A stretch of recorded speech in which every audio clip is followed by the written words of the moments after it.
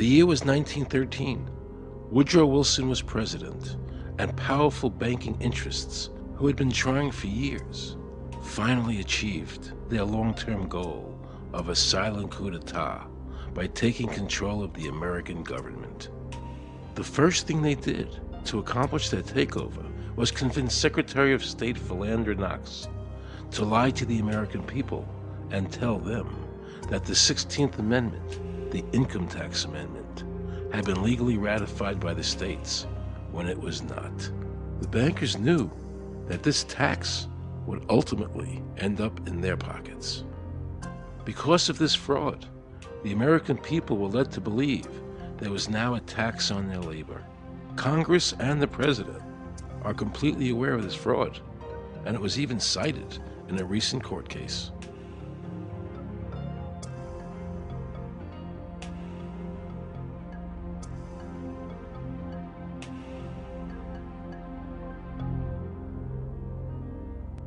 That very same year, the bankers committed their second and by far the most diabolical fraud ever perpetrated on the American people by bribing senators to pass the Federal Reserve Act without the required constitutional amendment. All in favor, say aye. They did this during Christmas vacation, when many senators were home celebrating the holidays with their families. And that's how the unconstitutional Federal Reserve Act came into being. They were very clever, and they understood that whoever issued the money for America would control the government. The bankers won, and the American people lost, because most politicians will sell their soul for $1. And now the Federal Reserve could issue dollars legally. As Mayor Rothschild said, "Give me control of a nation's money supply, and I care not who makes its laws." He knew that he and the other bankers would now control the laws of the nation. Government gave these bankers one of its most important powers, and now had to borrow money from them and pay interest to finance the government. So the American people were forced to lower their standard of living and pay a graduated income tax to the government, just so the government could give these bankers more profits. President Woodrow Wilson, who signed the Federal Reserve Act into law, later said, in regret, "I am a most unhappy man. I have unwittingly ruined my country. A great industrial nation is now controlled by its system of credit. We are no longer a government by free opinion, no longer a government by conviction and the vote of the majority, but a government by the opinion and duress of a small group of dominant men." The Federal Reserve was created by Congress in 1913, and it was entrusted with the power granted originally to the Congress by the U.S. Constitution to coin money and regulate the value thereof.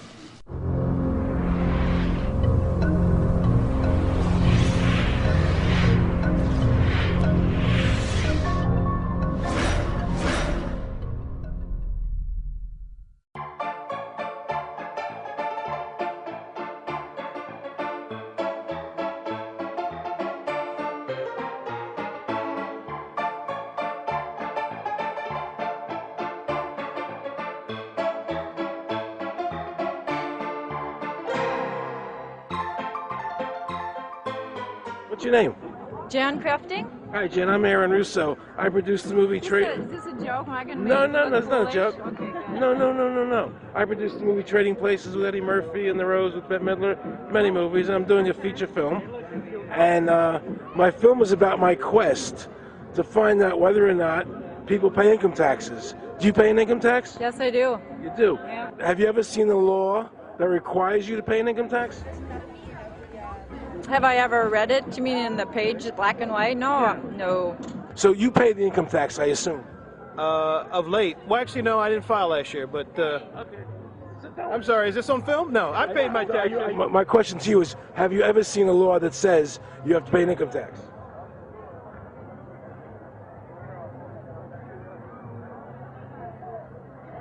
The law is that guy that wears that badge and a gun. That's the one that puts you in jail. That's the law. Actually, I can't stand the IRS. They're evil. Do you have any fear of the IRS? Not really, because I'm Canadian. I think it's actually unconstitutional, is what I've heard. Right. But to avoid any hassle, I pay it. If there was no law and I wasn't afraid of them coming and taking me to jail, absolutely, I wouldn't pay taxes. Okay, then no, I wouldn't pay income taxes.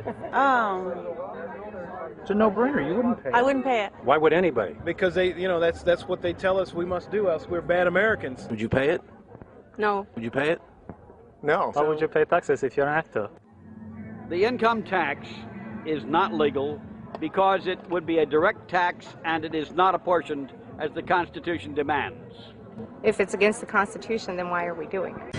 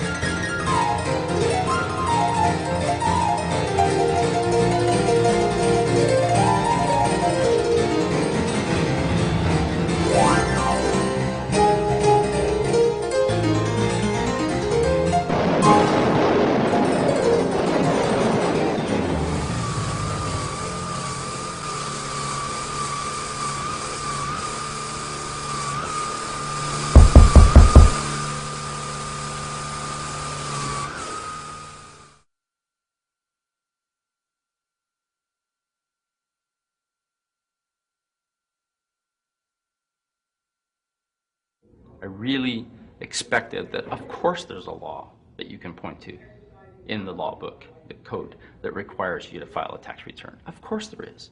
Maybe I don't know what it is right then as he was speaking to me, but sure. So naively, I agreed to go off and research it and get back to him. 3.5 months later, I was at that point where I couldn't find the statute that clearly made a person liable, at least not me and most people I know. And I had no choice in my mind except to resign. I had to leave the IRS because I presented evidence that I had accumulated indicating that the agency was violating the law and violating people's rights. And I asked the agency for a response to my sincere concerns. And the answer I got was that they would not respond to my concerns and that they would provide me with the paperwork necessary to tender my resignation. But We the People Foundation for Constitutional Education put a full-page ad in the USA Today on July 7th, 2000. And within the body of that ad was a $50,000 challenge for anyone that could show the law. And to me, $50,000 is a lot of money. So I went after that and did the research based on the fact that I thought, let's put this baby to bed. I'm hearing all these rumors. I'm going to kill 2 birds with 1 stone. I'll answer these people's questions that are asking me, and then I'll win this $50,000. And, based on the research that I did throughout the year 2000 and that I'm still doing, I have not found that law. I've asked Congress. We've asked a lot of people in the IRS commissioners, helpers. They can't answer, because if they answer, the American people are going to know that this whole thing is a fraud. I was surprised to hear these highly trained and decorated IRS agents telling me there was no law requiring American citizens to file a 1040 or to pay an income tax on their labor. I haven't filed an federal income tax return since I left. I have not filed a tax return since 1999. Approximately 67 million people don't file an income tax return. I made a decision to go to Washington so I could attend the We the People Foundation press conference. They were going to serve a class action lawsuit on the IRS, signed by over 3,000 people, because the IRS has refused to show the law that makes Americans liable to file a 1040 or to pay an income tax on their labor. I was very curious as to why the IRS refused to show the law, as it seemed such a simple thing to do. Yet I was skeptical about the Foundation's claims. There had to be a law, right? I mean, we've all been told over and over and over again that we had to pay income taxes. No answers, no taxes. No answers, no taxes. No answers, no taxes. Most people believe that the income tax system is legal and that the revenue from the tax is used in the public interest. However, there is a substantial, conclusive body of evidence that proves that our income tax system represents the most pernicious form of tyranny. It is the greatest hoax ever perpetrated by government against the working men and women of America. American citizens, along with the Foundation, have been asking the IRS to specifically provide them with the underlying legal foundation upon which they administer and enforce the personal income tax laws in our country. At the national level, when people would attempt to contact somebody of a much higher authority, say the commissioner, same kind of thing. They would get answers that were in effect non-answers. There are a group of people standing outside today who assert that no law requires you to pay taxes and that you will not answer their petition to the government as to whether they're required to pay taxes.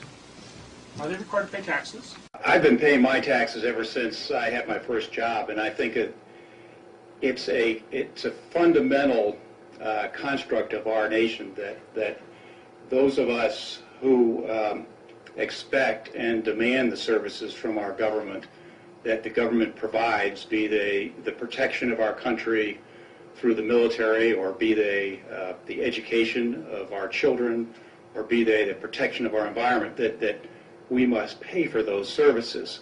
So yes, I think there is a fundamental obligation, and that it's an understood and well accepted one.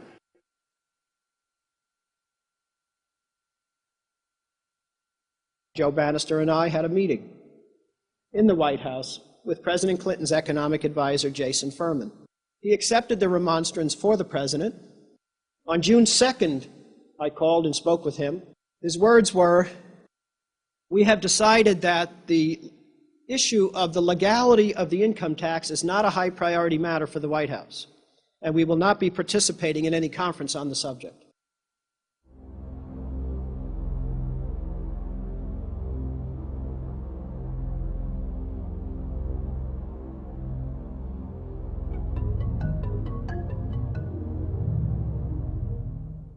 I decided not to eat until my death or until the government agreed to send their experts to meet with the experts from the tax honesty movement. And with the help of Congressman Bartlett, a deal was made. I'm very pleased that through these several trying weeks and now months, that we have secured the agreement of the IRS and the Justice Department, because some of the questions are beyond the purview of IRS, that they will both attend a public symposium where these issues can be formally addressed. Last Thanksgiving, DOJ and IRS notified Congressman Bartlett that they would not participate. Congressman Bartlett then waited until late January. He informed me that he would not be participating. Why do you think you've been able to get away with not paying? You've been able to get away with not paying or filing your income taxes for so long? Well, first of all, I've not gotten away with anything. I'm not hiding from anyone. I'm simply asking the IRS to show me the laws that apparently require me to do these things, and they are suspiciously reticent to answer questions from me, and of course there are millions of other people, many other organizations who have attempted to get answers. They act very suspiciously when asked to simply sit down at the table with the American people and discuss what their obligations are. Rather than pulling up a chair, they pull out a club. As a matter of fact, David K. Johnston of the New York Times asked Terry Lemons of the IRS, why won't the IRS answer the questions set forth in the petitions from the American people? Mr. Lemons' response was, the government is answering the questions through enforcement actions in the courts. This is a very chilling remark on the government's use of brute force instead of civility and logic. The federal government itself refuses to provide the American people who are coercively being subjected to this extraction of their private property without any underlying legal justification. There is no law that requires the average American worker in the private sector to pay a direct unapportioned tax on their labor and compensation for services. There is no law. The march will stop in front of the IRS building. They are now going to serve a class action lawsuit on the IRS. Very courageous. My name is Charles Bell, and I'm here to serve this complaint on behalf of the American people to the Internal Revenue Service. The complaint is accompanied by an affidavit that's under the hand of Robert Schultz. Case was served. We'll call you with the case number. Case has been filed. We'll call you with the case number. Thank you. Okay, thank you. We appreciate your time. America, baby! Freedom! Today, effectively, the people have said to their servant government that that our rights are not going to be any longer denied, and that we're going to have answers to our petition, our legitimate lawful petitions for redress of grievances, which are guaranteed in the First Amendment to our Constitution. So once and for all, we will get an answer. On August 31st, 2005, federal judge Emmett Sullivan ruled, the government does not have to answer the American people's questions, even though it is guaranteed in the First Amendment. Our courts have made a decision that government does not have to show the law that it enforces. And the press never reported on this. Have we given this judge the authority to overrule the Constitution, the very foundation of American life?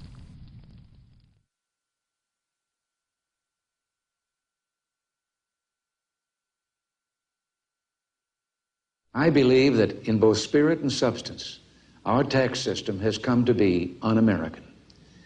Death and taxes may be inevitable, but unjust taxes are not. The country's taxes must be fixed, and I know what to do with it. If you think you're paying too much now, just wait till I get through with it.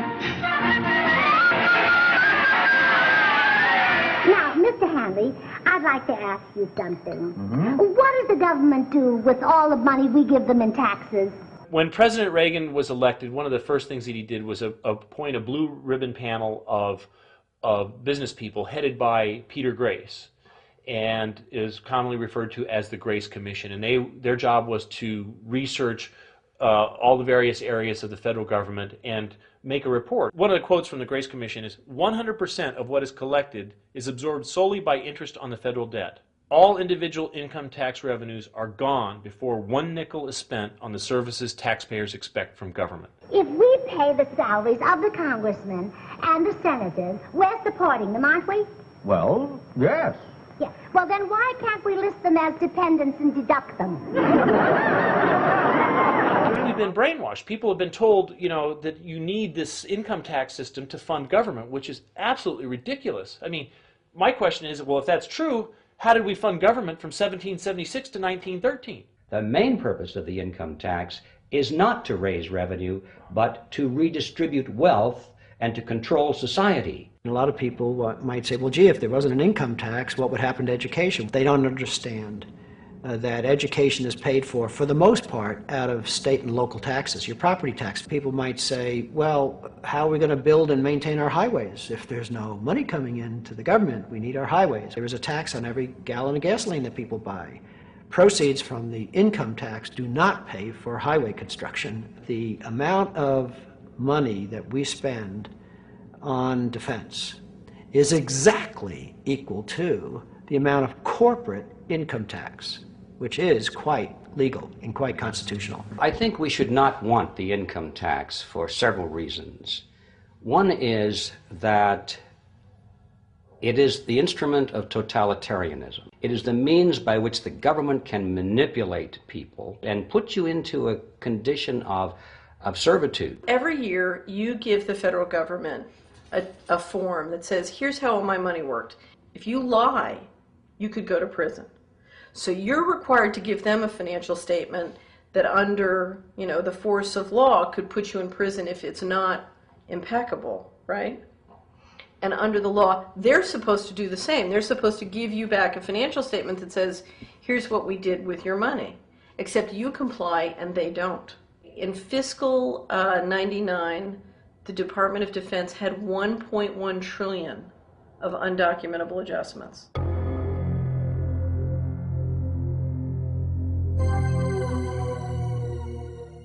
The following year, they had 2.3 trillion of undocumentable adjustments.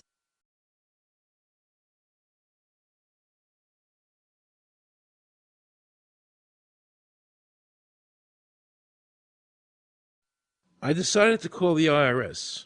I spoke to Anthony Burke in Media Relations.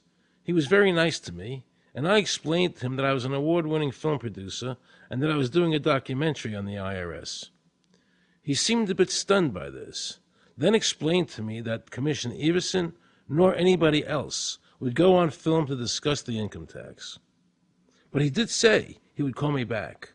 I thanked him for that, but I couldn't help wondering, why was the government making it so difficult for people to see the law? So I decided to bring my crew down to the IRS building to see if I could find some employees to interview. And here's what happened. I said you cannot film here, that's it. Who are you to tell me I can't film here? What's the law? Just tell me where the law is that says that. Can you show me the law that says I can't film here? Is America a free country? I told him they couldn't film here, and he's asking 9 million questions. I told him that's a federal government law. Hey, I told him he couldn't film here. He's telling me he's a citizen and all that. So he told me I couldn't film him. I'm saying, where's the law that says I can't film here? And I'm asking another question, sir. Then Homeland Security showed up, because I was such a threat to Washington. You got a driver's license, huh? Yeah, I do. Put that away for me. After convincing Homeland Security I really wasn't Osama bin Laden, I kept wishing the IRS would allow me to interview somebody. Why wouldn't they show the law? What were they so nervous about? I began to have a frightening thought. What if it was our own government we had to be afraid of? With that disturbing thought in my mind, I went to see a group of tax experts. You can look through the statutes and look for the law that requires you to pay. And when you do that, you can't identify a law that requires the average person in America who earns a wage and works in private business to pay an income tax. The Constitution allows for two kinds of taxes. They're called direct and indirect. The federal government in the Constitution can tax almost anything, as long as it apportions the tax if it's direct.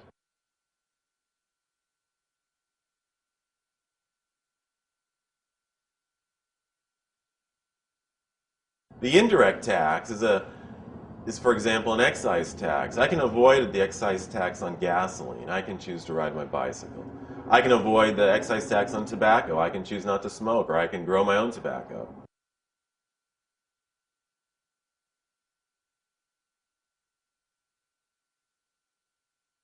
The income tax which is being applied now doesn't meet the criteria of either direct or indirect taxes. The IRS claims that in 1913, the 16th Amendment, the Income Tax Amendment, allowed the government a third form of taxation. What was the Supreme Court's ruling on that? The Supreme Court in the case of Stanton versus Baltic Mining. I mean, what could be clearer than this?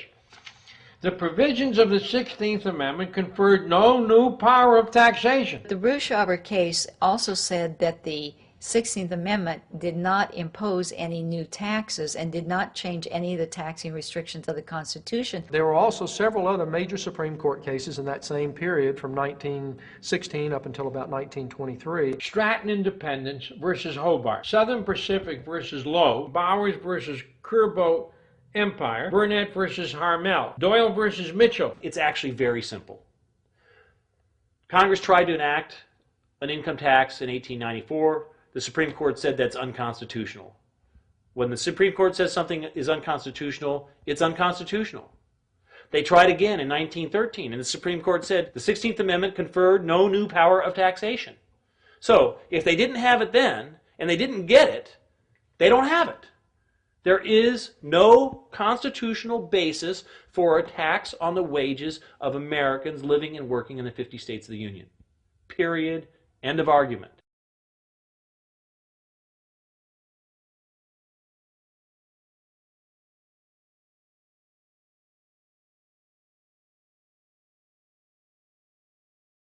I have a letter here from Daniel Inouye's office of the United States Senate that says, based on the research performed by the Congressional Research Service, there is no provisions which specifically and unequivocally require an individual to pay an income tax. Period. End of story. There is no law, and to date, nobody has been able to show that there is a law for the average American citizen working day in and day out to pay an income tax. The definition of income in the Constitution was given in the Eisner versus Macomber case, and it turns on gains or profits that are made from some activity. Doyle versus Mitchell, 247 U.S. 179, 1918. Here's what he said. The idea of gain or increase arising from corporate activities. In other words, it doesn't mean wages, it doesn't mean dividends, it doesn't mean alimony. It means a gain or a profit arising from corporate activity.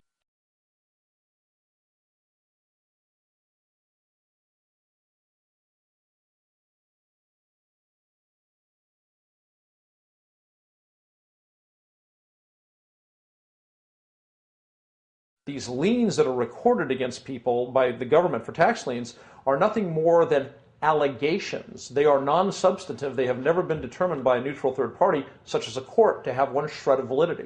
If you ever get a notice of an audit or anything else, the first thing you should do is a Freedom of Information Act request for records that they're using to substantiate or justify the audit. There is nothing in the Internal Revenue Code that creates any such thing as an income tax evasion or crime. There's nothing in the code that allows IRS agents to seize property. The government is involved in judicial blackmail. The government knows that if it legally seizes somebody's property, that person doesn't have the funds and he can't even get a lawyer who can help him. I conducted investigations in the Title 18, the Criminal Code, the U.S. Criminal Code. And in there, the statutes and the regulations are very specific as to what's violating the statute. In the Internal Revenue Code, Title 26, there's nothing specific in there. I mean, even the FBI feared the IRS. You have to understand that an agency which will unlawfully impose a tax that doesn't exist is not going to care. If we, the people, don't know what our rights are, they're not going to tell us. If Americans just learned that the IRS was actually knowingly deceiving them, that would be enough for them to rise up and put a stop to it. This small booklet includes the Constitution of the United States, the Bill of Rights, the Declaration of Independence. This is a document that every citizen should read. It's a document which freed an entire nation. This is the Internal Revenue Code. And this document, and the unlawful application of this document by the Internal Revenue Service has enslaved the nation that this document attempted to free. I was very impressed with the people in the tax honesty movement. They weren't kooks. They were highly intelligent, well-researched, and very genuine. I was wondering why I never heard about all these Supreme Court decisions in the media.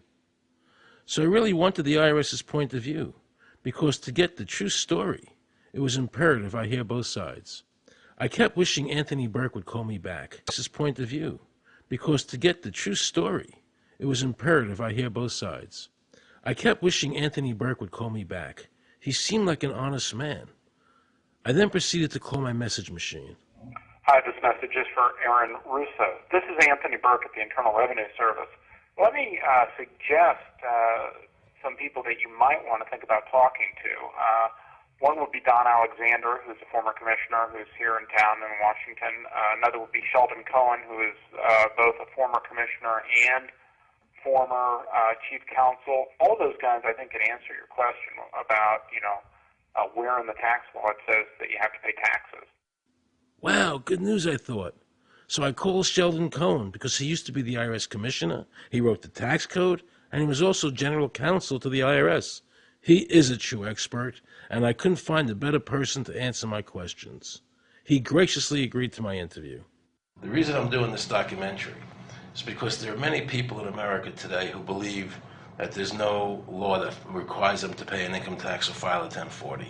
And there are many people going to jail for it, fighting over it. The Internal Revenue Code is authorized by the 16th Amendment. I think it should be clarified. I think government should be transparent to the people.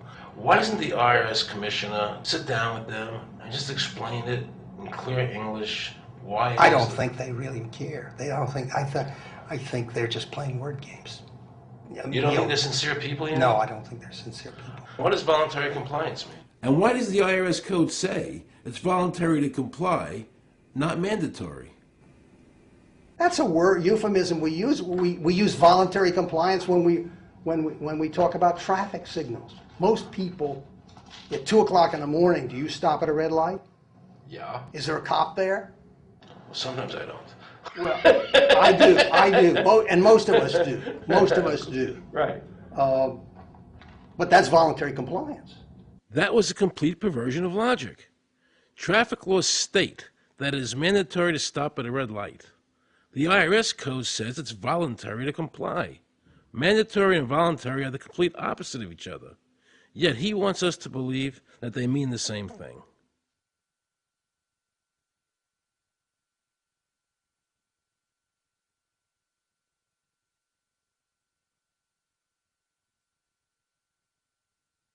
So can the government criminally prosecute somebody of information put on their 1040? Yes. Right, so doesn't that violate the Fifth Amendment? No. But the Fifth Amendment says I don't have to do anything that incriminates myself. Well, it doesn't incriminate you to put your income down. But you said before I could be put in jail for it. The commissioner wants us to believe that although the IRS demands that you fill out the 1040 and you can go to jail for it, that they are not violating your Fifth Amendment rights of self-incrimination. That is absurd. Isn't it true that the word income is not defined anywhere in the Internal Revenue Code?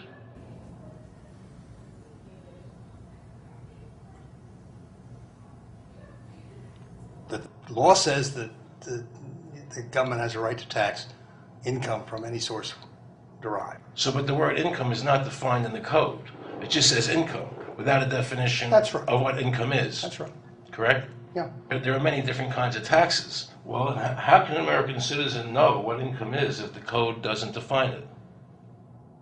If they're paying an income tax... Because the courts have all defined it. Do you remember what constitutional attorney Edwin Vieira said? The definition of income in the Constitution was given in the Eisner versus Macomber case, and it turns on gains or profits that are made from some activity. So the Supreme Court has ruled income is not wages, it's not labor, it's gain from corporate activity. I believe that a man's labor is his private property. That's your view, but it's not the law. The Supreme Court's even said your labor is your private property. When I go to work for somebody, it's a trade. It's an even exchange. I do some work, you give me some money.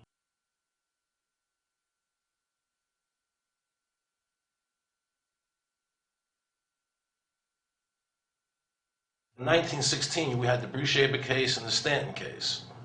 And the Bruce-Shaber case and the Stanton case said that the 16th Amendment gave the government no new taxing power. I'm not going to argue the niceties of that with you. And it came up again in a case called Peck versus Lowe, where the Supreme Court said the 16th Amendment did not extend Congress's taxing power to any new or accepted subjects. In other words, if you weren't taxable before the 16th, you weren't taxable after the 16th. Today I interviewed a juror, who sat on a case, and they found the person not guilty for lack of filing, okay? And I asked her why they found him not guilty. And she said because the IRS couldn't show us the law that made him liable to file a 1040. All they need to do, if there is a law, is to show us the law. Which, of course, they never did. And the reason they didn't do it was why? Because there is no law. Title 26 requires you to file a return. But doesn't Title 26 have to be in compliance with the Supreme Court decisions? You're going to take a 1920 case and superimpose it on the whole Internal Revenue Code that was written after it? No, that's not. I can't believe what I just heard. Rewind. You're going to take a 1920 case and superimpose it on the whole Internal Revenue Code that was written after it? No, that's not. Remember he said earlier the Internal Revenue Code was authorized by the 16th Amendment? The Internal Revenue Code is authorized by the 16th Amendment. Remember, the Supreme Court said the 16th Amendment did not give the government any new taxing power. These decisions have never been overturned. Let's listen further. Can the lower courts overrule the Supreme Court? No. How are they putting people in jail today for not paying a tax on their labor when the Supreme Court said they don't have to? Doesn't the IRS code have to be in compliance with the Supreme Court? That's my big Aaron, question. this is a waste of time. Well, because whatever I say, you're not going to believe. He's right. I don't believe him. And neither should you. He wants us to believe we should obey the IRS code, which is being enforced in violation of the many Supreme Court decisions. If the Supreme Court made a decision... Thank you, Aaron. I think we're finished. I'm sorry, Mr. Cohen, you're doing that. Well, I'm sorry that you constantly re-argue the point. You're liable because the law says that you're liable, and the courts say the law says you're liable, and that's why you're liable. You see, he's talking about the lower courts, who are not in compliance with the Supreme Court, as they have to be. Doesn't the court have to be in compliance with the Supreme Court? The Supreme Court has so held. Where?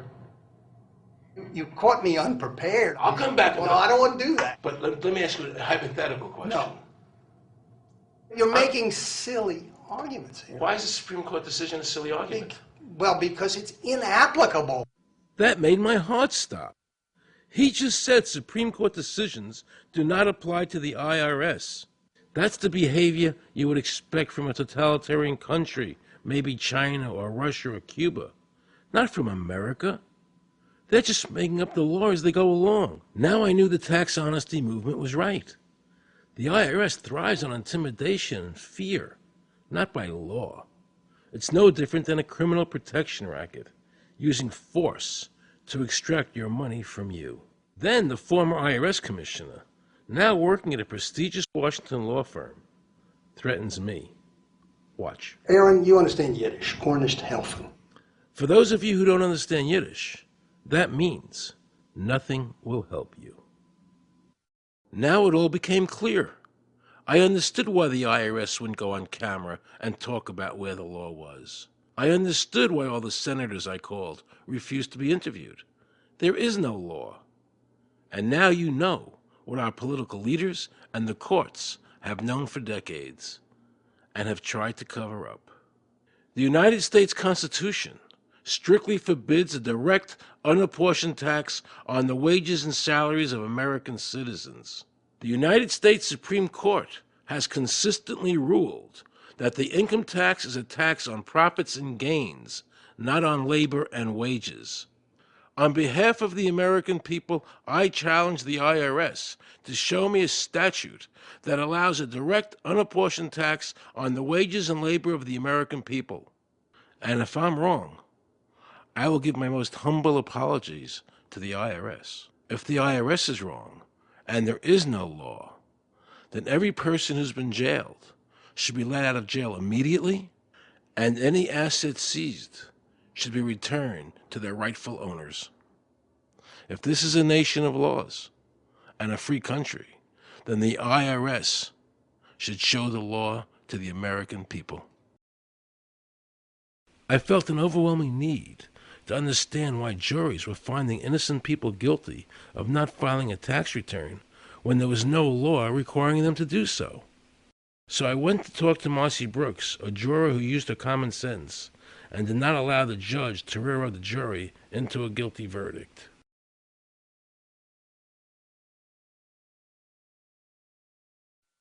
He was being tried for 4 counts of not filing his income tax.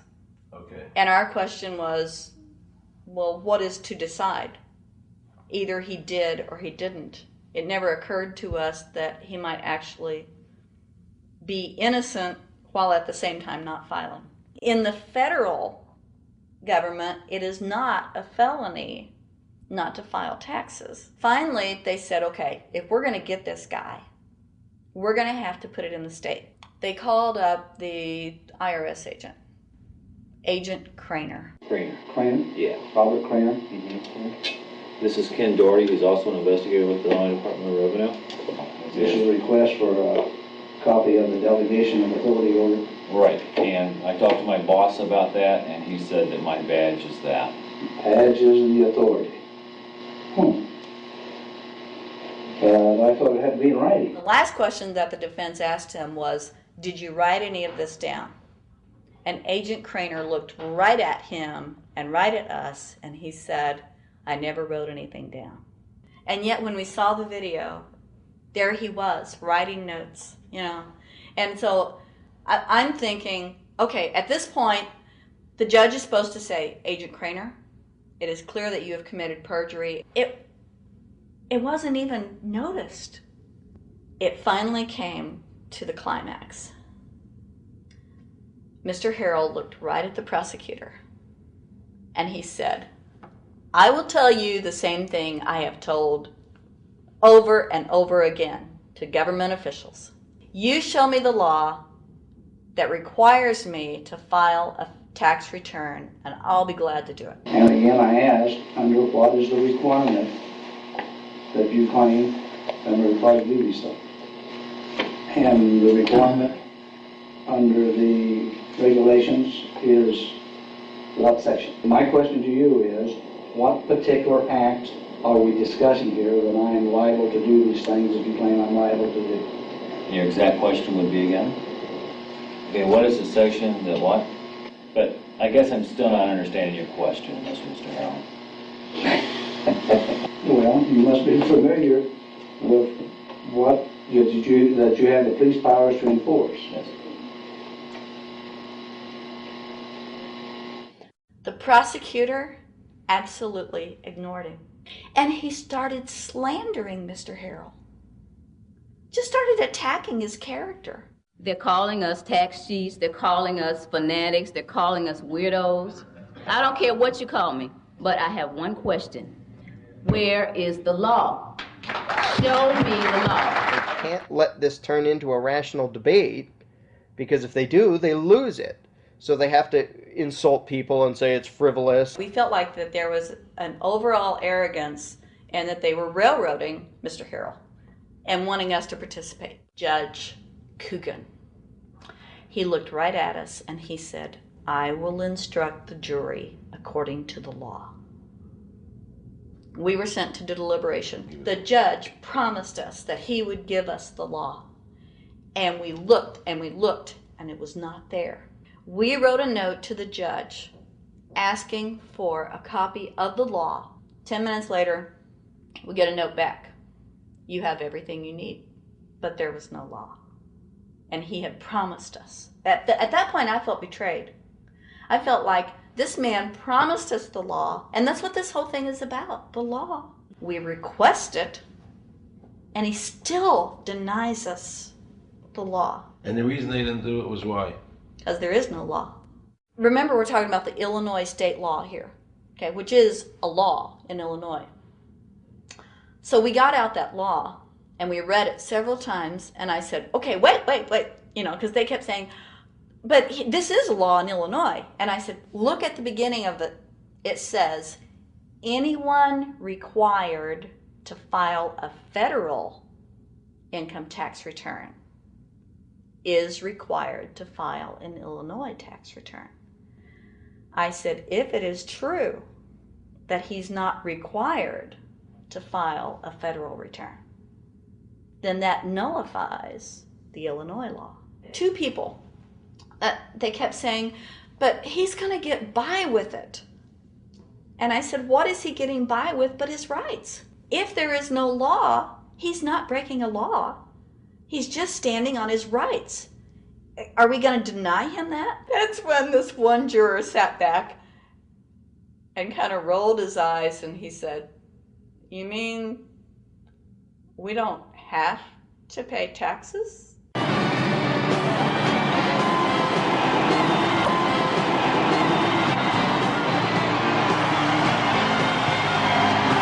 All of a sudden we realized that this trial was much bigger. And the ramifications of this trial were going to be so broad if it actually got out. I mean, it's like we had just discovered this great government secret. And so when we came out for the delivering of the verdict, the judge was, I'm sure, even at this point, I'm sure he still thought we would give a guilty verdict. And the reason I say that is because of the look on his face when the first not guilty was read. His face just turned white. I mean, it's like, I don't believe this. The second time, you could hear people out in the audience, just in the courtroom, just going, wow, and the judge is just getting red in the face. I mean, he was just livid. And the judge got up and left. I sat there and I thought, this truly is a victory for the people. And I have never felt more patriotic. And I knew that we had done the right thing. I looked at that man, Mr. Harrell, and I thought, the system might not work all the time, but this time, for that man, it did. In November 2004, the government arrested former IRS criminal investigator Joe Bannister. They charged him with fraud for telling the American people the truth about the income tax laws.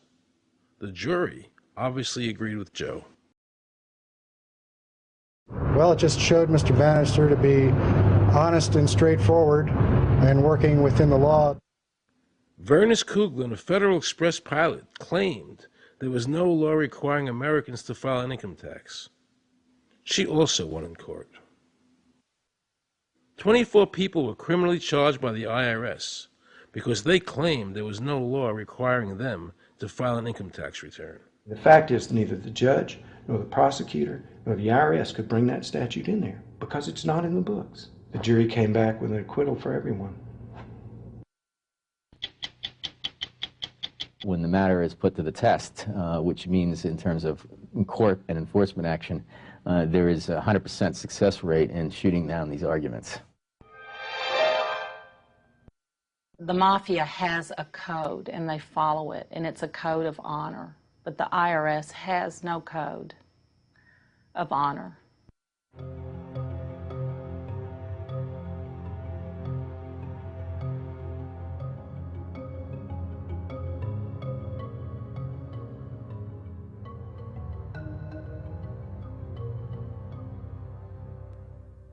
Meet Judge Dawson, a federal judge presiding over the Irwin Schiff tax case, who denied Irwin the ability to prove to a jury that there was no law requiring Americans to file an income tax return.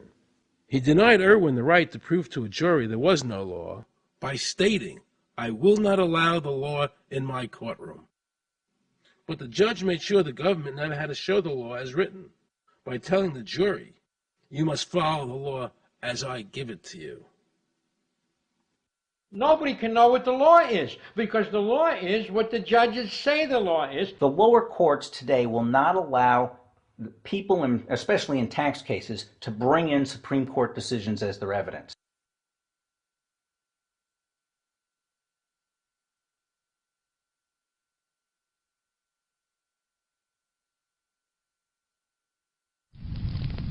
Here we have a federal judge railroading an American citizen by saying Supreme Court decisions are irrelevant. And again, nothing from the press defending our freedoms.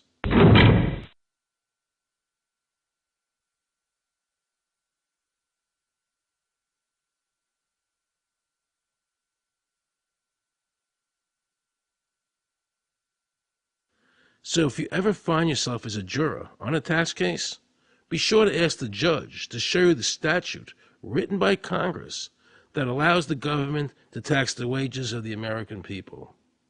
If the judge can't show you the law, then how can you possibly, in good conscience, convict someone and destroy their life?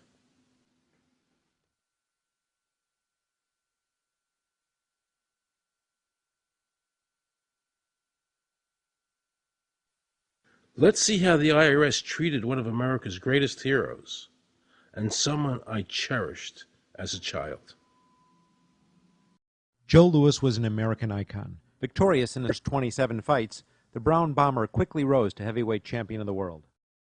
His 1938 knockout of German Max Schmeling, who represented Hitler's Aryan ideal, earned him the admiration of millions of Americans. Is watching carefully. Louis nudges him right to the body, a left hook to the jaw, and Schmeling is down.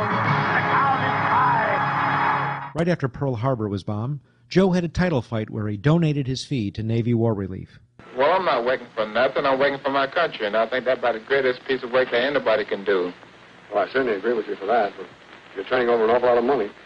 Well, we all turn over a whole lot for this country at this time. Joe volunteered for the segregated Army and defended his title while in the service, this time donating his normal fee to Army Relief. I'm only doing what any red-blood American would do. Since the checks were in Joe's name, the IRS taxed him on their full amount, even though he never saw a penny of it. At the end of the war, Joe was awarded the Legion of Merit. But what most people didn't know was that the IRS was charging him $50,000 a year in interest alone on his debt. When Joe's beloved mother died, leaving him $600, the IRS immediately seized it. They also confiscated all of his children's trust funds. Joe was forced to continue fighting until he was 37 and out of shape, just to pay off his ever-mounting debt to the IRS, which grew to $1 million, $100,000 a year just in interest. At the end of his life, Joe was forced to become a greeter at a Las Vegas hotel just to make ends meet. It was a shameful thing to see a man like him, great fighter, great human being, being humiliated and destroyed in this manner, because after all, when you owe Internal Revenue money, no matter what you have, they take away from you. And they took a lot away from Joe Louis.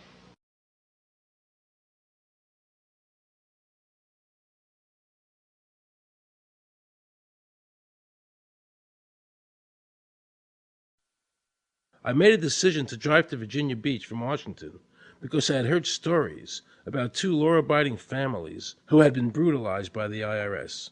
They were falsely accused by their bookkeeper of being drug smugglers and tax cheats. And incredibly to me, without any investigation, the IRS proceeded to raid their place of business and their homes, even though they had done absolutely nothing wrong. On Saturday morning, 4 different raiding parties proceeded to raid 4 locations on a Saturday, the day before Easter. I was the manager on duty, and I was up in the deli, and people came through the door. How many came in the door? Maybe about 15 or 20 people. 15 to 20 armed agents. With dogs, with guns. They made me get everybody they went in the kitchen, they went in the deli, they went all over the whole restaurant, told all the customers, took forks out of their hands while they were eating their breakfast and told them they had to leave. I got the frantic call from Edie. And she said, something wrong. So anyway, I jump out of bed and I immediately run to the shower. I'm in the shower, and the next thing I know, I hear my son yelling, "Dad!" I went like this, and boom, I'm slammed against the door and I fall down with the gun in my head. And they're like, "Where's Scotty Miller?" And I'm like, "Dad!" That's all I'm doing is yelling. I'm scared, frightened to death. And then the next thing I hear is Mr. Miller, the shower curtain is jerked back. I got a gun pointed at my head. Hold it right there. The screams from the little girls who were at a pajama party with my daughter. There was 4 little girls there with my daughter. Of course, mayhem. There were about 3 men in my bedroom with huge guns.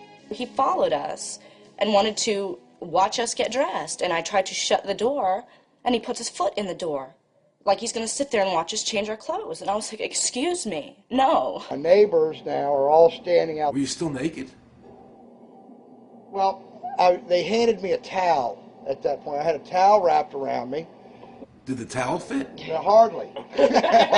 Hardly. At this point, they were talking about weapons, and, I mean, it's crazy. I mean, they're looking everywhere, going through all my drawers, and I reached for my underwear drawer to get some underwear, They said, don't touch anything, they're locking their guns up. They hold it right there, don't move around, don't move. I'm going, whoa. I said, I'd just like to get some underwear on here, you know? I said, yeah, I got women standing here. They keep everything. How did you conduct your business if the IRS took everything?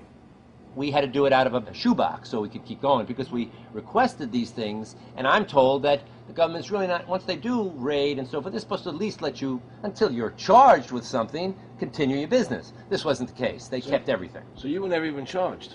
Absolutely not. Charged with what? And when you speak IRS, the whole world shrivels up. The whole world gets fearful to a point where let's not talk about it. I testified in front of Congress. I would like to know why this dark entity known as the IRS has come into my life and refused to leave. I raised my children with a zero tolerance for dishonesty. And now they must hear allegations that I am a major drug dealer and a tax cheat. A lot of people out there being abused, and a lot of people saying, look, I'll pay it. Just go away. Just go away. When all that happened, we had to file bankruptcy. We've had cars taken away from us, kept my daughter from going to college. Do they ever think about the lives that they just destroyed? They think about the ruination of homes and property? No. In this case, we would have never thought this could happen to us. We've never done anything wrong. How can this happen in America when, in my case, personally, I thought that I was doing everything right? I've served my country. I've been to college. At least I've done something in my life. I got a speeding ticket one time. I paid my taxes for 40, 50 years, whatever it was. I've never been audited. What happened here? I had this really uncomfortable feeling in the pit of my stomach as I was thinking to myself, how did America transform itself from being a truly free country with a servant government where our individual rights were protected by our Constitution to being a country that talked about being free but really wasn't? The change started when the Federal Reserve came into existence and America adopted one of the major planks of the Communist Manifesto by bringing to America this central bank. The very same people that backed the Federal Reserve System also backed the graduated income tax, a second plank from the Communist Manifesto. Do you know that the Federal Reserve is a private bank and not a government agency? No, I wasn't aware of that. It's a private bank? That would scare me quite a bit. What if you learned that the Federal Reserve makes money off the taxes you pay? How would you feel about that? Angry. Like I'm feeling right now. I would feel cheated by my government. I'd be angry. It kind of sucks. They're pretty much in control of everything. I decided to drive back to Washington to see Dr. Ron Paul. He had been a congressman for over 20 years. I had met him previously in 1998 when I was running for governor of Nevada, and I knew him to be an honest and sincere man, and I thought he'd be very helpful in letting me know what the future holds for the American people. Who owns the Federal Reserve? It's secret, and we can't find out what's happening. But the Congress created it, and it's not authorized in the Constitution. The government borrows money from a private corporation using the name Federal that prints United States on it, and then it pays back to the Fed, which is owned by private banks. We don't know who all those private banks are. The money that the government is paying back to the private bankers is the money that comes from you and me.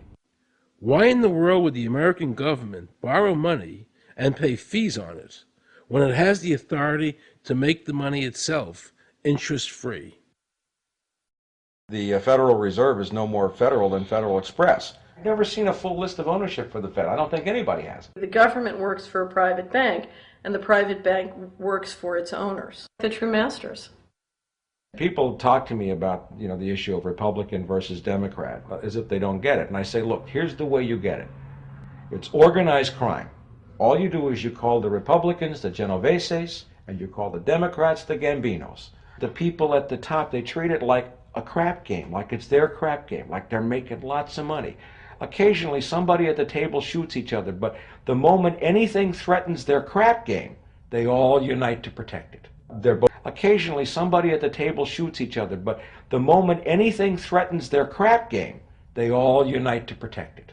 They're both controlled by the same financial, economic, and corporate interests. Once the banks get into the picture and they form a partnership with the government gives them the legal power now to create bank-issued money backed by the coercive power of government to require everybody to accept that bank money. In the course of the last century, they have converted this nation from a nation of independent freeholders to a nation of employees.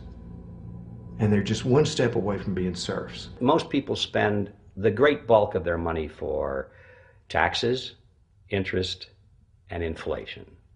And all of that money goes to these two groups that comprise the cartel and their partner, the federal government. It's not a coincidence.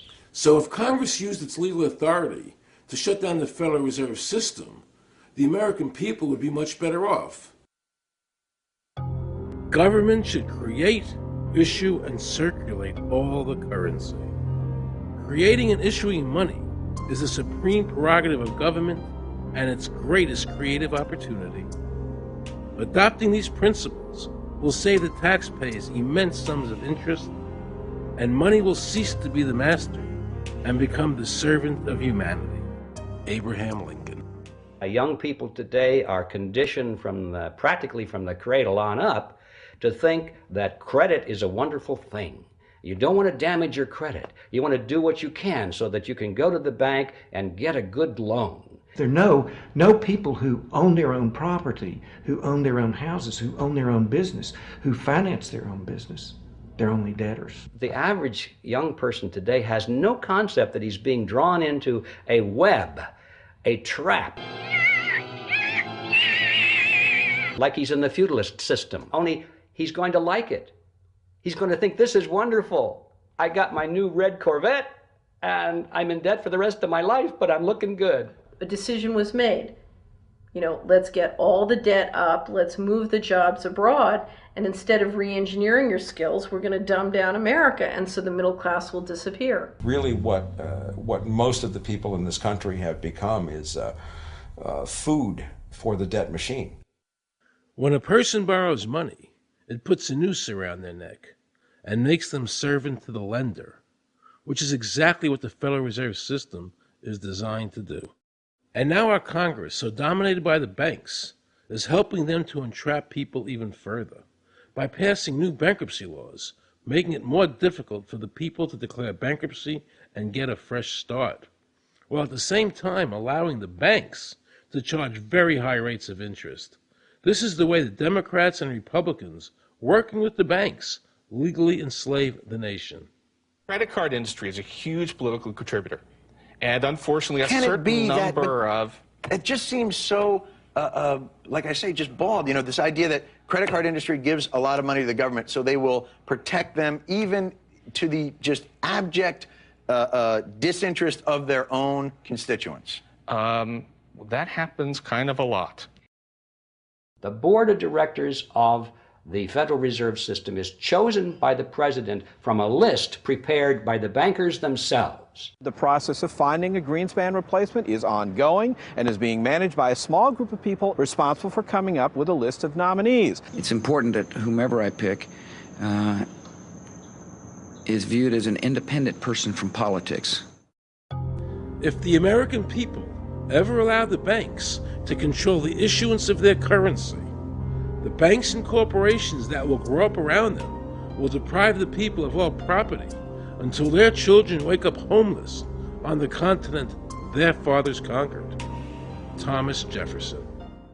So the Federal Reserve is actually an illegal entity functioning within government. It's illegal, and what we have given to this so-called agency is the authority to counterfeit money. Do you have any points of view about the Federal Reserve and how the Federal Reserve operates? They just enter something on a computer. Oh, you need 20 billion today. Here's 20 billion, but they got that out of thin air.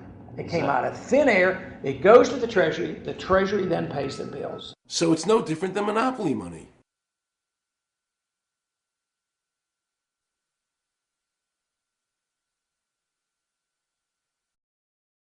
The cost of living is so high today because the Federal Reserve and the federal government have destroyed the purchasing power of the dollar. The dollar today is actually worth about 4 cents, despite the fact that the government, the Federal Reserve, and the media keep telling us that they're protecting the value of the dollar. This is a lie. All countries who have ever attempted to create money on thin air, the currency is eventually destroyed. Why did we give a monopoly of creating money out of thin air to a private corporation? The result is exactly the same as if someone were picking your pocket every year, because that's exactly what they're doing. Originally, paper was a receipt which is used as evidence that the money exists. Over the years, of course, the government has disconnected the paper from the actual tangible substance, which is money. So now we have a piece of paper which is evidence of nothing. In the past, people were able to take their receipts, the paper, to the bank and get the real money, the gold, in exchange for the receipt. This limited the amount of money that could be printed, thereby protecting the purchasing power of your savings. You don't have to worry. That's good, because I work 3 jobs and I feel like I contribute. You work 3 jobs. 3 jobs, yes. Uniquely American, isn't it? I mean, that is fantastic. In the absence of the gold standard, there is no way to protect savings from confiscation through inflation. There is no safe store of value. Gold stands as a protector of property rights. Alan Greenspan, before he went to work for the Federal Reserve System. Now Alan Greenspan and the other central bankers want you to believe that the receipt, the paper, is the real money. This is nothing more than sleight of hand. It's a magician's trick. Because for them to maintain control over the government and the people, they have to convince you that this paper is really money, because that is the essence of their power and our powerlessness to maintain control over our own government.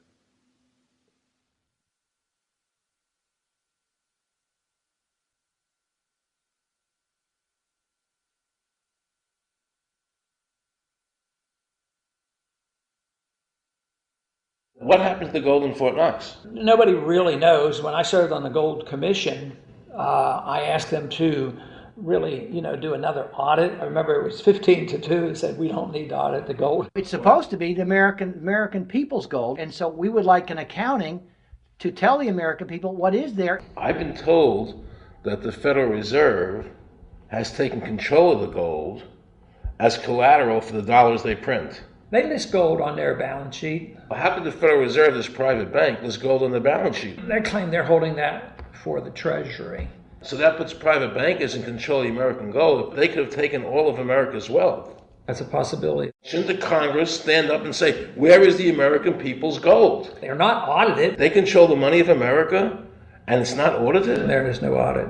Oh, wait a second. Doesn't the Federal Reserve work underneath the Congress? Congress ignores their responsibility to do any oversight. The president really has no control, nor does the Congress have any control over this cartel. It just has the appearance of control. In the final analysis, the Federal Reserve bankers, with the help of the Democrats and Republicans in Congress, have swindled the American people. They have taken the true wealth of America, the gold, and given us a piece of paper in return. And again, not a word from the press. These frauds are going to continue until Congress is no longer intimidated by the Federal Reserve bankers, and Congress uses their legal authority to shut down the Federal Reserve System and to stop this loss of our freedoms. Is there a law that requires people to file a 1040? Not explicitly, but it's certainly implied. Well, implied by force. Yeah. But is there a law? I can't cite a law, no. I cannot. But, if they think it's the law and they have all the guns, it's an authoritarian approach. Well, yeah, but that's authoritarianism. Yeah. That's not a country run by law. Do you think America is going deeper and deeper into becoming a police state? And if so, in what ways do you see that as a congressman? Yeah, I think we're moving in that direction because there's not much we can do without permission. The absence of a police state is that people are free, and if you don't commit crimes, you can do what you want. But today, you can't open up a business, you can't develop land, you can hardly do anything. You can't go to the bank, and you can't go to the doctor without the government knowing what you're doing. And they talk about medical privacy, that's gone. Financial privacy, that's gone. The right to own property, that's essentially gone. So you have to get permission from the government from almost everything. And if that is the definition of a police state, that you can't do anything unless the government gives you permission, we're well on our way. This is something that people eventually, I hope, will get sick and tired of and say, you know, enough is enough. I sincerely believe the banking institutions having the issuing power of money are more dangerous to liberty than standing armies. Thomas Jefferson. You must understand the Federal Reserve is a cartel made up of the major banks in America, and they are the ones that are running the show, not the federal government.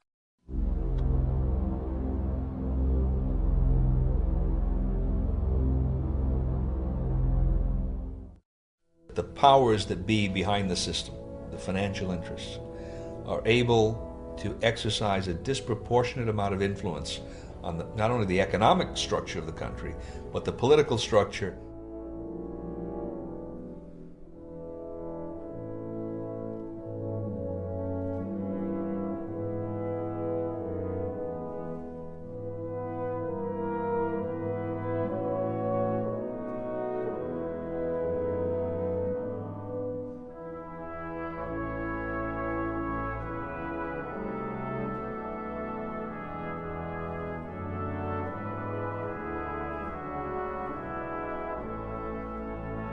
This would be like the ultimate reaching of government into our personal health lives, which would be unbelievable. And not even our government, some, you know, bureaucratic, diffuse, multinational, secretive government.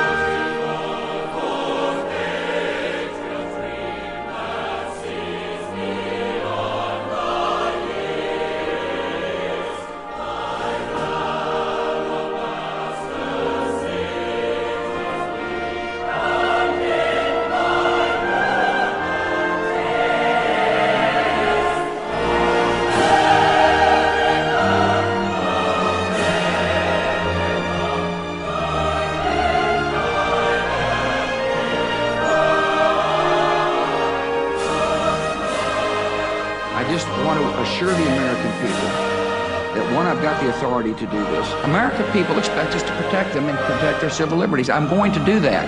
Preserve, protect, and defend the Constitution of the United States. The Constitution of the United States. So help me God. So help me God. So help me God.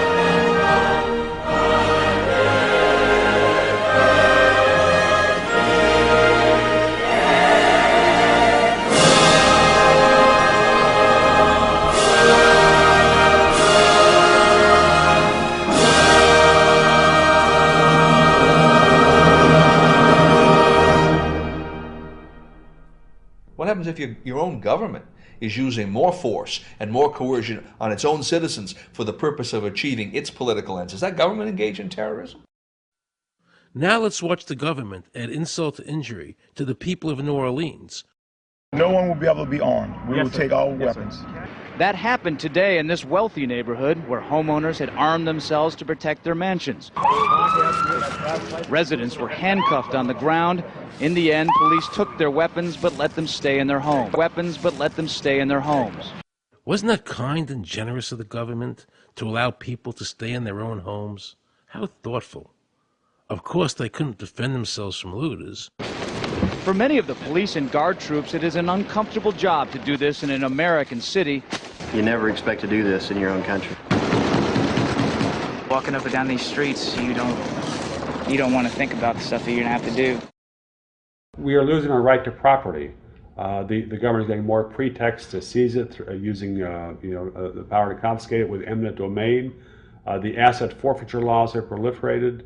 It's easier for the prosecutors to come in and make an accusation against you and confiscate your property even though they have no evidence that you've done anything wrong. Guilt or innocence doesn't really matter that much because it's very convenient for the government. Unfortunately, what is being sold to the American people today as Americanism, if you peel off the label, you find so much similarity to what we were fighting against when we were fighting communism and Nazism and fascism. The government's now putting a national ID card together and they want checkpoints. We will be carrying our papers, and they have recommended there'll be checkpoints throughout the country. Isn't that what Nazi Germany did that everybody in America was against? Papers, please. May I see your papers? May we see your papers? I don't think I have them on me. In that case, we'll have to ask you to come along. Wait, it's possible that, yes. Here we are. These papers expired 3 weeks ago. You'll have to come along. Halt! Halt!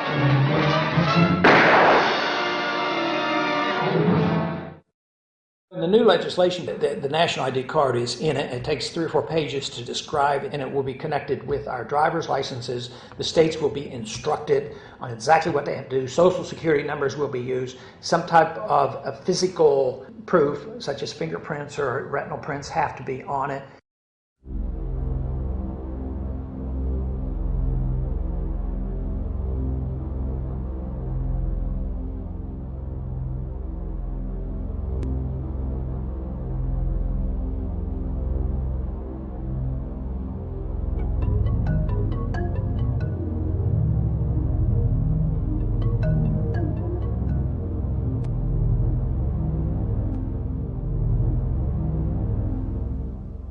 It is time to wake up, America.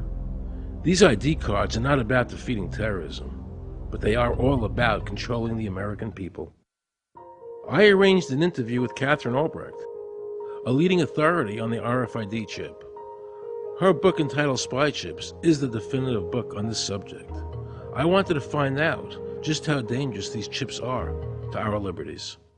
RFID is a technology that uses tiny computer chips the size of a grain of sand or even smaller, hooked up to miniature antennas to transmit information about items at a distance. Back in 1999, Procter & Gamble, Gillette, and MIT got together to find a way to commercialize this technology and make it small enough, make it efficient enough, and make it low cost enough to, essentially, their dream is to put one of these tiny computer chips on every physical item manufactured on planet Earth. The latest technology for identifying people at the point of sale, for identifying people when they make purchases, is actually the implantable chip that you can actually embed directly into human flesh.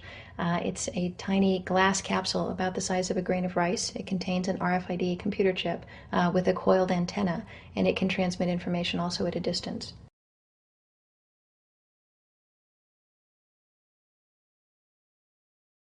Can a microscopic tag be implanted in a person's body to track his every movement? There's actual discussion about that. You will rule on that, mark my words, before your tenure is over.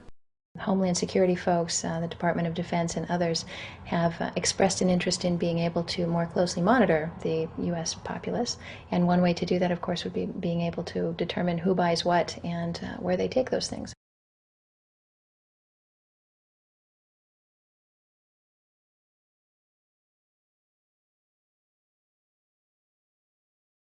Radio waves can travel through walls, they can travel through wood, they can travel through the things we normally rely on to protect our privacy.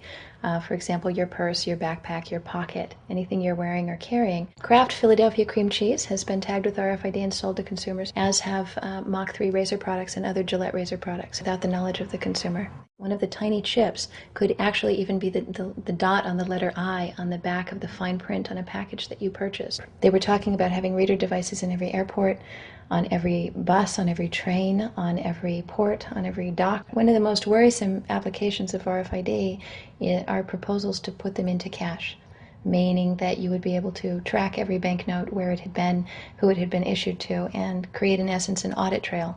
That would essentially take away the anonymity of cash that we now enjoy today. The ATM machine itself, as the money came through the roller device, would be reading each number, and they would know who you are because, of course, you identify yourself at the bank before you take money out. And down the road, when you go to pay at a major retailer, it would also be possible for them, as they're putting the money into the cash drawer, to simply feed it through a little reader device. It would go in, it would tag that number and transfer possession from Aaron Russo, say, to Walmart. Once everything you do is tied down to a single number and there is no longer the ability to pay with cash, then all it takes to render you a non-citizen is to simply turn that chip off. You will no longer be able to really participate in any function in society, including buy food. So through the implementation of the Federal Reserve System, the American citizen has gone from being a private individual who had real money, gold, in his possession that was private, to a citizen who has no privacy because all money is now being digitized. They can deduct whatever amount of money they want out of your digits whenever they want. They can trace you whenever they want. You'll be at their mercy. God forbid we allow this to happen in America. This is absolutely Orwellian. I mean, it's talking about Big Brother looking over your shoulder at absolutely everything you do, every purchase you make, every place you go, every company you interact with. All of that would be reported back potentially to the government.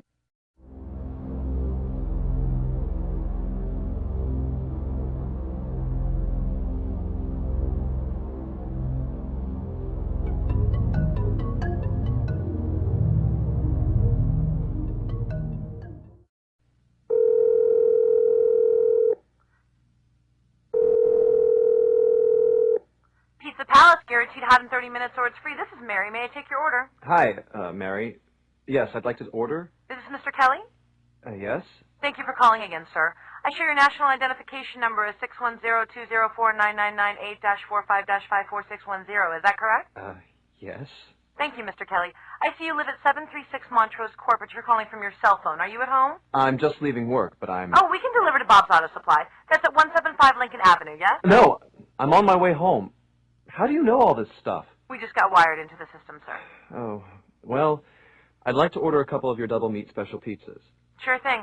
There'll be a new $20 charge for those, sir. What do you mean? Sir, the system shows me that your medical records indicate that you have high blood pressure and extremely high cholesterol. Luckily, we have a new agreement with your national health care provider that allows us to sell you double meat pies as long as you agree to waive all future claims of liability. What? Do you agree, sir? You can sign the form when we deliver, but there is a charge for processing. The total is $67 even. $67? Well, that includes the delivery surcharge of $15 to cover the added risk to our driver of traveling through an orange zone. I live in an orange zone? Now you do. Looks like there was another robbery on Montrose yesterday. You could save $48 if you ordered our special Sprout Submarine Combo and picked it up yourself. Comes with tofu sticks. Those are very tasty, sir. Good value, too. But I want double meat. Well, I'm sure you can afford the $67 then. You just bought those tickets to Hawaii. They weren't cheap, eh? Oh, but I see you checked out the budget beach bum at the library last week. Up to you, sir. All right. I'll get the Sprout subs. Good choice, sir. Gotta watch that waist if you're hitting the beach, eh? 42 inches. Wow. Man, I'd say tofu and Sprouts is, like, required. That's how much? Just between you and me, there's a $3 off coupon in this month's Total Men's Fitness magazine.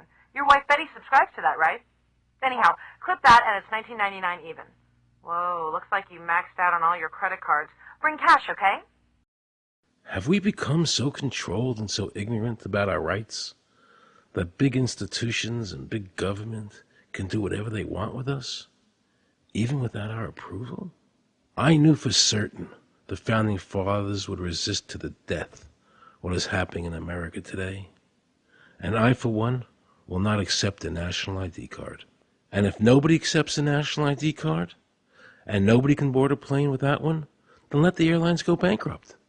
And if you can't open a bank account in a big money center bank, then open an account in a small local bank. And if we can't walk into a federal building, I personally would consider that a blessing. Don't allow these institutions to dictate to us how we conduct our lives. This is America, and we have free choice. We the people have all the power, not the government. Government gets its power from us, not the other way around. Think of all the men and women who died in all our wars, fighting for freedom, not Federal Reserve bankers. Do you think they sacrificed their lives so that Americans can be chipped like a dog? So we could all have a homing device inside us? No. This ID card is the last step before they implant us. And that's precisely the reason nobody should accept one. And do you know what they're going to do? They're going to call on the propaganda machine, the media, and try and sell this as if it were in everybody's best interest. We're working on a product that we have called internally a PLD. PLD stands for Personal Locating Device, which is an implantable GPS for which our company owns a patent. The hybrid of the two of these products, being Digital Angel and Verichip, is what we call PLD. PLD should be in prototype form by the end of this year, by December of 2002, and we are already working with the Food and Drug Administration as well as legislative agencies with these products and ultimately with the PLD.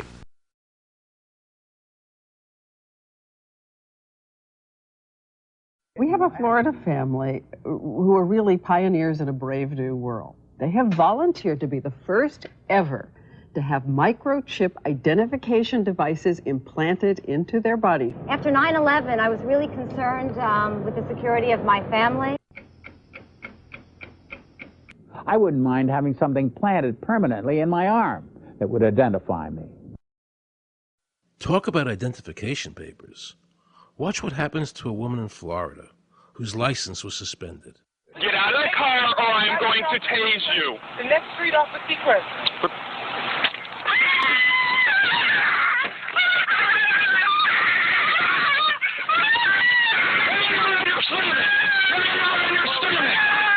On your stomach. Do it now. Put your hands behind your back. Do it now.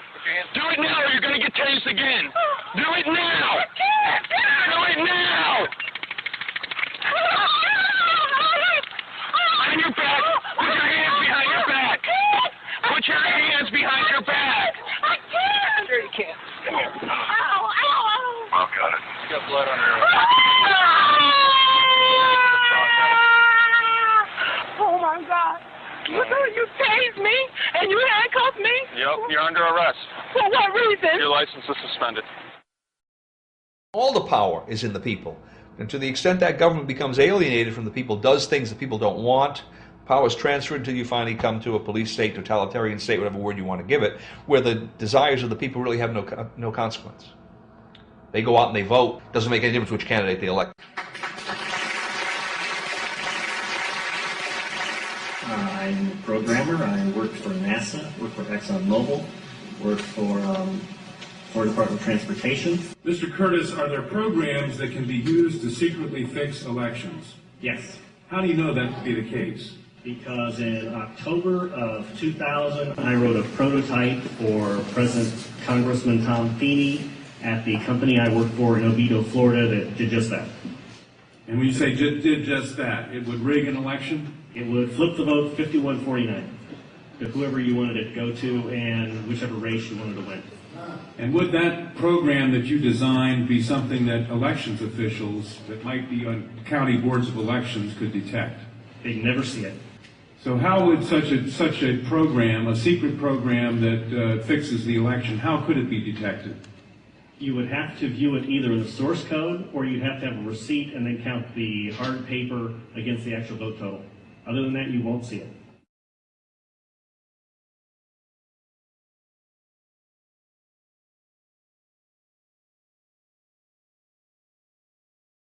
Given the availability of such vote rigging software and the testimony that has been given under oath of substantial statistical anomalies and gross differences between exit polling data and the actual tabulated results, do you have an opinion whether or not the Ohio election, presidential election, was hacked?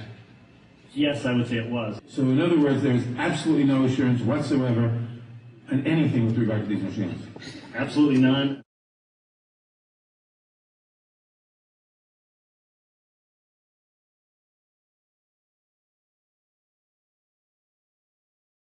Anybody who trusts electronic voting machines should have their head examined. Anybody who trusts electronic voting machines should have their head examined.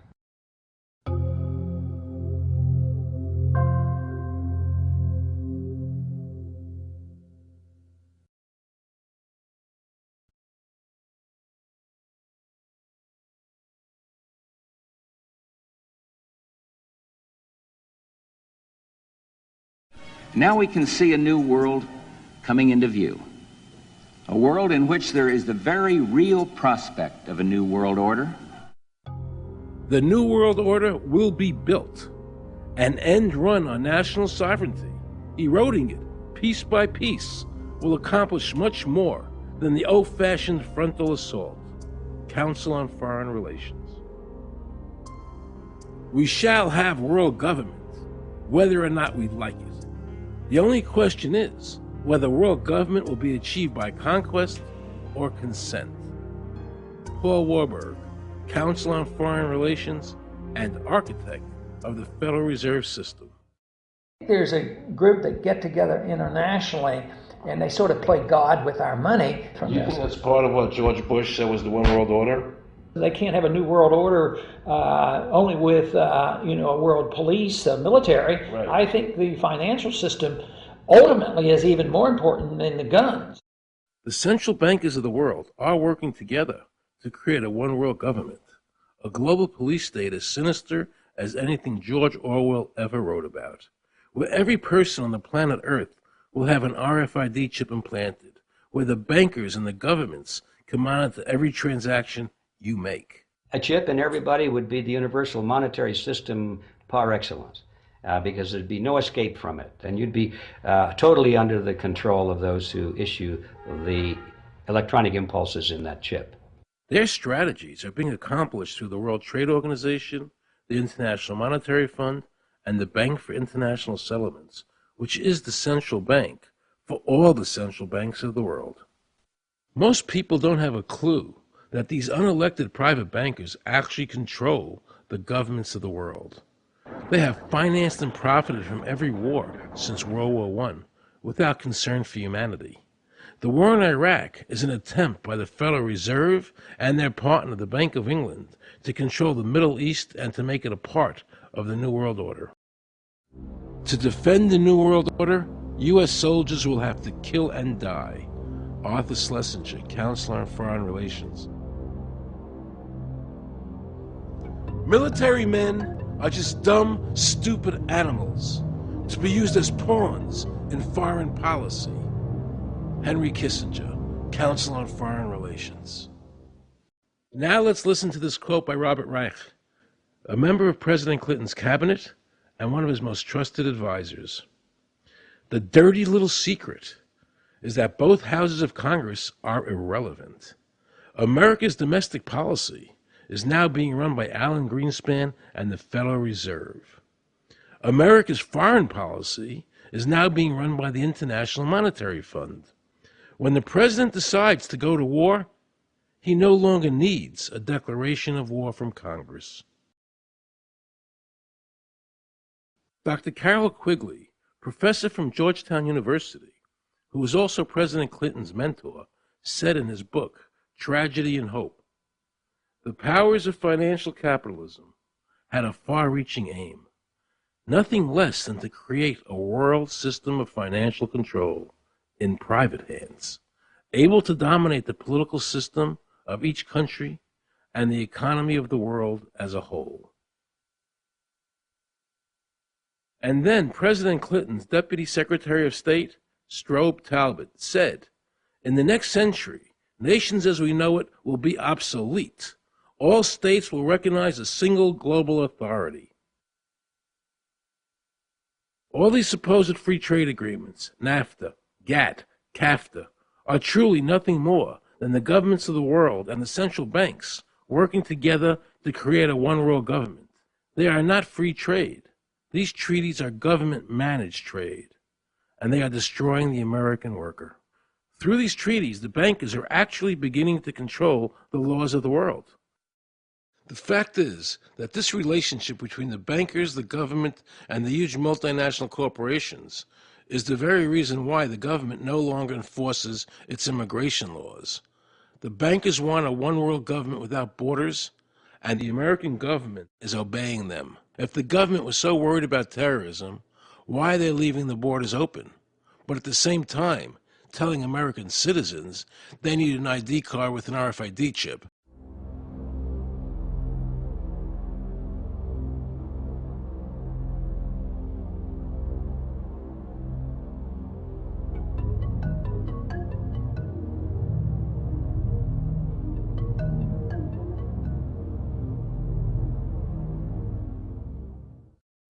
The Bush administration's open borders policy and its decision to ignore the enforcement of this country's immigration laws is part of a broader agenda.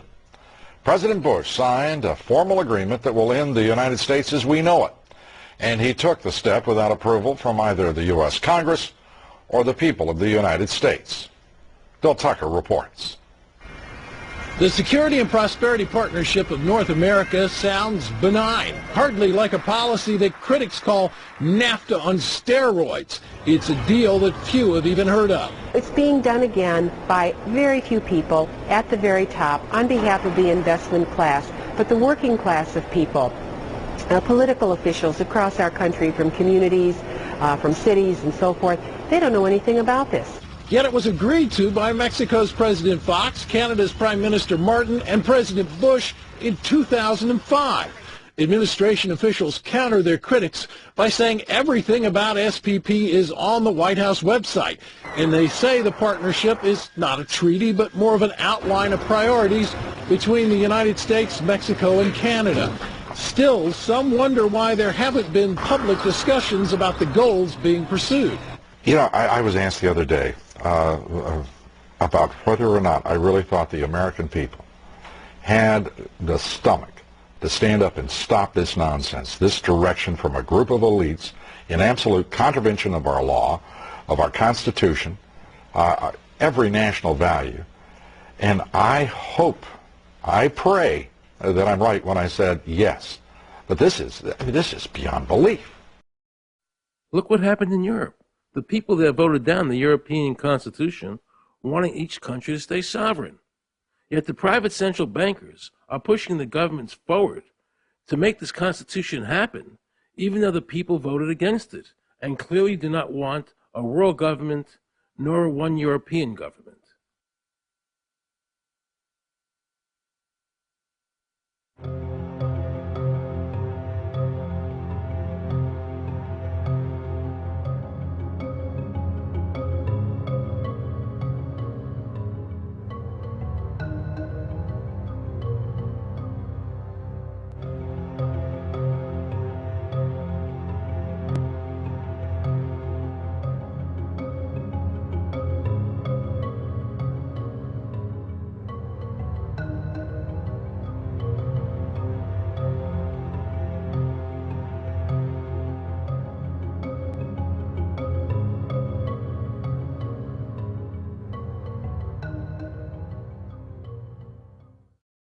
Now pay close attention to this quote by David Rockefeller, and you'll understand what is happening in the world today and where the American people are heading as a nation.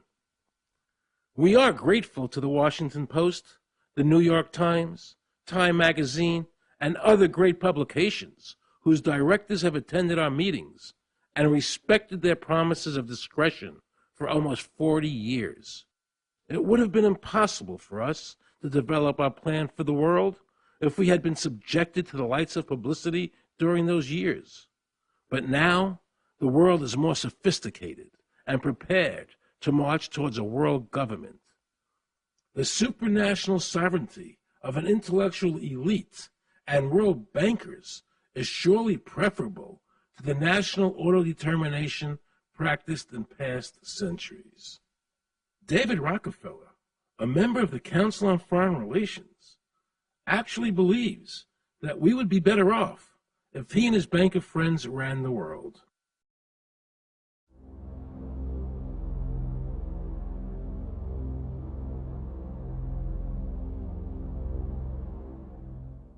Benito Mussolini had a great quote about fascism. He said that fascism should be called corporatism more properly because it's the perfect merger of power between the corporation and the state. That's how he defined fascism. And that's what we're seeing here. The media controls the information that a person gets. In various ways, they can make sure that the average American watching the tube or reading the newspaper is going to come out with a certain mindset. He's going to say, this is good, that's bad, and that's all they have to do. You look at the ownership of corporate media in this country. Who owns CBS? Viacom? Who owns NBC? GE?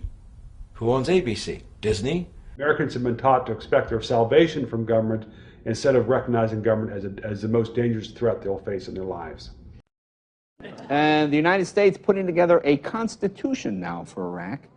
You know, why don't we just give them ours? I mean, think about it. It served us well for over 200 years, and we don't appear to be using it anymore, so what the hell?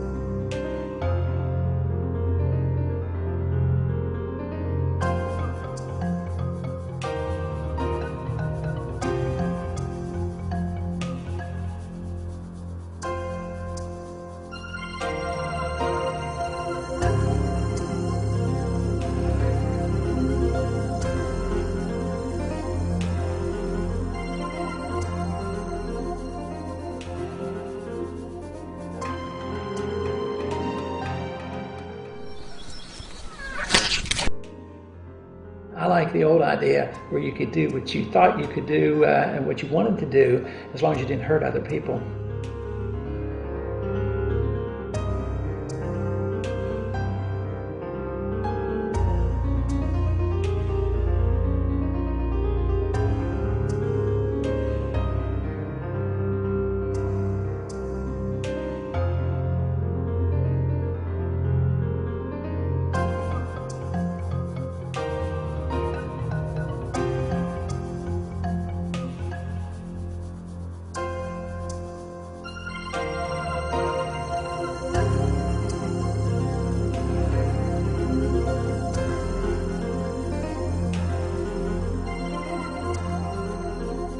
I think that the ultimate choice that's being presented to mankind is that it's time to either evolve or perish.